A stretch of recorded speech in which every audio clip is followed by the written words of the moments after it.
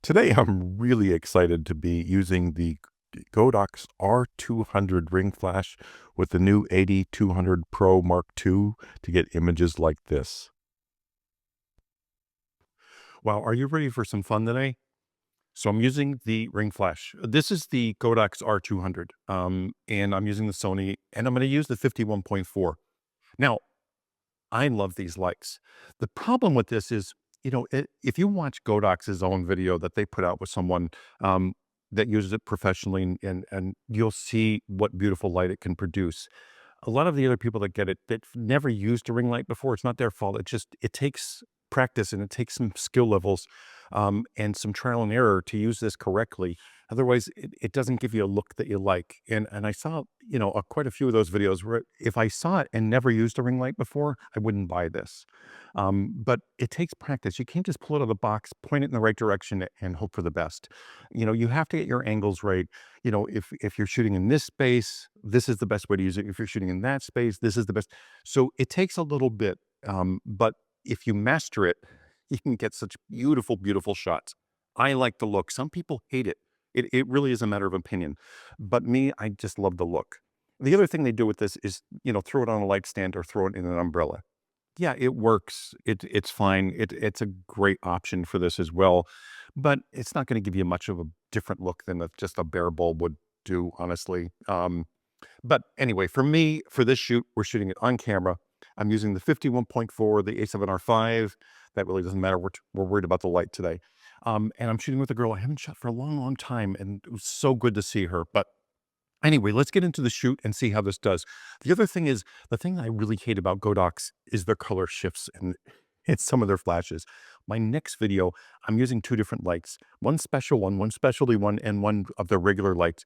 And you'll see the color shifts. They are so blatant, it hurts, which is their biggest downfall right now. And I know they're trying to fix this stuff, and I know they fixed it on some lights, but the color shifts are there. And if you're using a two light system, it would be a problem.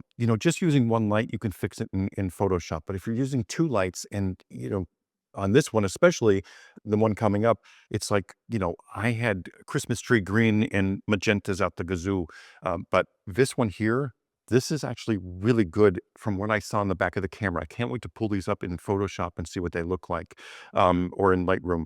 But what I saw in the back of the camera compared to the other ones, this color is actually really good. But anyway, let's get into the shoot. I can't wait to show you what this thing can do.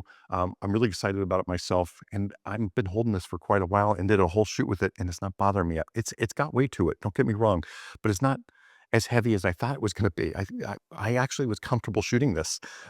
Honestly, I was comfortable, and I'm looking forward to doing more shoots with this. Thanks for watching as always. So the key to using a ring flash is angles. You got to be parallel with your model. Unless you want that in your face kind of look like when she's leaning forward and have her face brighter than the rest of her. That's one thing if you like that look. But if you're just shooting regular shots and you're at the wrong angle or that flash isn't somewhat parallel with your model, you're going to get that look that people don't like, or that cause issues with the look of a ring flash. Now here I'm parallel with her and everything's fine. But if I go to a lower angle and just keep her upright, you can see her legs are a little bit brighter than her head. So it kind of screws with the perspective as well. It makes the legs look a little bit bigger. They're not, but it makes it look that way because they're brighter. You see here, when I'm parallel again, no issues. Top to bottom, everything is good, even lighting. But now if I go lower and I just have her lean forward, now her face and legs are lit the same. It doesn't look like her legs are bigger or brighter. It just gives a better look. So just watch your angles with this. I do see a lot of people on YouTube using this ring light, and, within 2 minutes, the ring light's on a flash stand with an umbrella in it because they don't like the look or they're not getting the look they like. It's a matter of getting used to it, practicing with it, and getting your angles right. For this kind of stuff, it's a gorgeous, even lighting. It is really great for people with blemishes and so forth because it just corrects so well, makes the skin look so good. and you're still getting shape in the face, and it carves it out just a little bit. You can see here, like I didn't like take my angle up because, I didn't. And her hands are a lot brighter, and it screws with the perspective as well. Here I'm in an elevator with shiny stainless steel walls. It's just great even lighting. That's why I like this kind of system so much. A run and gun kind of thing like this is great. And believe it or not, it was actually light to carry around. I thought it was going to be much, much heavier. I really did. But I shot this whole shoot and no issues whatsoever.